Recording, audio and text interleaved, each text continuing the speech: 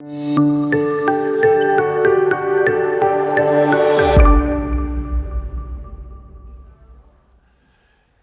my name is Phil Sever. I'm a principal partner at Sever Storey. We are eminent domain attorneys representing landowners across the country in eminent domain issues. I'm here today with Jordan Walker, one of our income partners. Jordan, thanks for joining us. Today we're going to talk about relocation.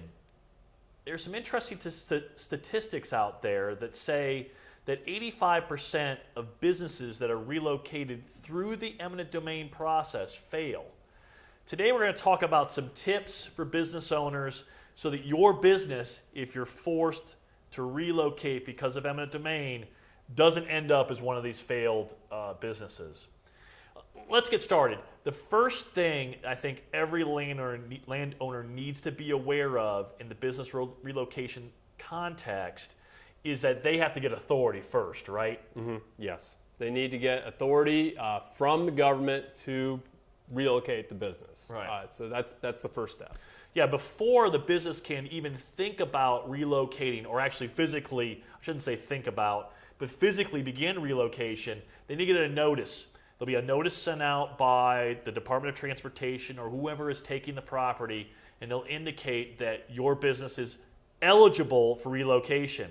If you move before you're eligible for relocation, before that letter comes out, you'll receive no relocation benefit. So make sure that you get that letter first before you actually conduct the move. What's the biggest, but besides that, besides the actual physical move, what about planning? Can you plan in advance of getting that letter or that notice? Yes, absolutely. There are a number of things a business owner can do in anticipation of that notice. The first thing, seems obvious, would be to contact somebody that understands the law of relocation. While it might seem simple at first blush, relocating a business, I'm sure many business owners have done it before, it's much different when dealing with the government. If you don't do something correct, you might lose out on compensation to help you relocate the business. And I think that's probably the biggest issue, is that a lot of business owners don't realize what they're eligible for. Because when the government proposes their relocation package, of course, it doesn't include the necessary Well, we've seen it again and again where a relocation quote-unquote expert from the government has come out, talked to a business owner about what they're eligible for, and mysteriously leaves out a bunch of things that they would otherwise be able to be compensated for, such as finding an off-site location, advertising to advertise a new location, expenses for hookups, electrical, water, sewer, gas, all the things that you think about when you're actually moving, and after the state has sort of disappeared and you've already signed off on the relocation. Yeah. I think another big issue that business landowners need to be aware of in the relocation context is failing to plan or putting it off until later. What's your thoughts about that, Jordan? Well, what's the saying? Failure to plan is planning to fail. Planning to fail. When it comes to condemnation and everything that comes with it, including relocation, one of the biggest things we see from any type of landowner, business or otherwise, is that they don't want to deal with it. And I don't blame them. It's bad news generally. Nobody wants to deal with it, and so what ends up happening? It's put off, and all of a sudden they're in a lawsuit and they don't know what's going on or where to look or who to turn to help them out.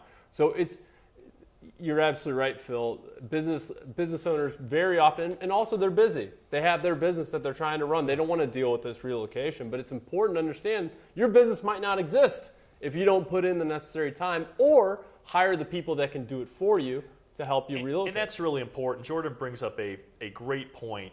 Business owners, especially small business owners, by their nature are used to doing everything themselves. Yep. They're very active and motivated in their business, but the problem is in this context, in the context of this relocation where your entire business is on the line, so to speak, in more ways than one, they'll try to do it themselves, and at the end of the day, they'll fail themselves because this is not necessarily a core competency for anybody running a business. Sure. It's different.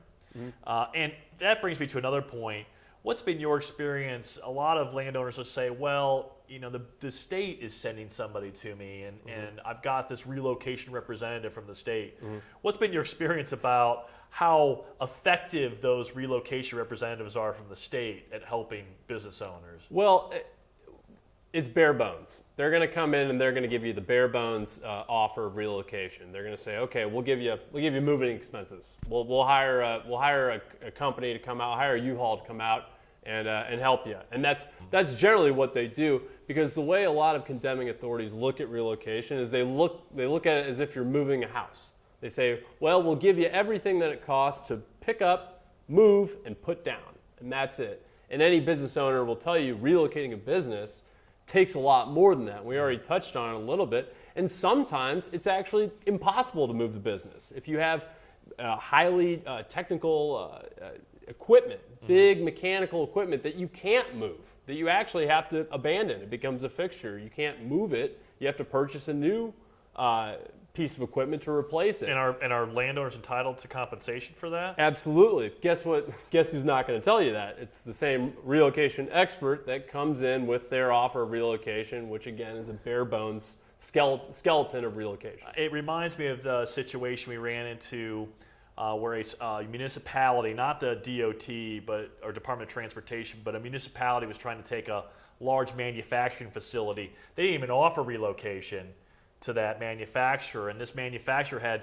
had equipment that was the size of some buildings, huge mechanical lathes and all sorts of equipment. And when we got our relocation quote, it was over $1 million for the relocation, which they never offered $1 for until we got involved. So I think it's a warning to landowners to be careful doing it yourself. Seek competent assistance with your relocation at the end of the day.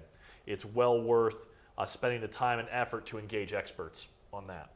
Yes, absolutely. Well, thank you very much for joining us today. If you want more information about business relocation, please check out our website at landownerattorneys.com, or give Jordan and I a call at 888-318-3761. Thanks and have a great day.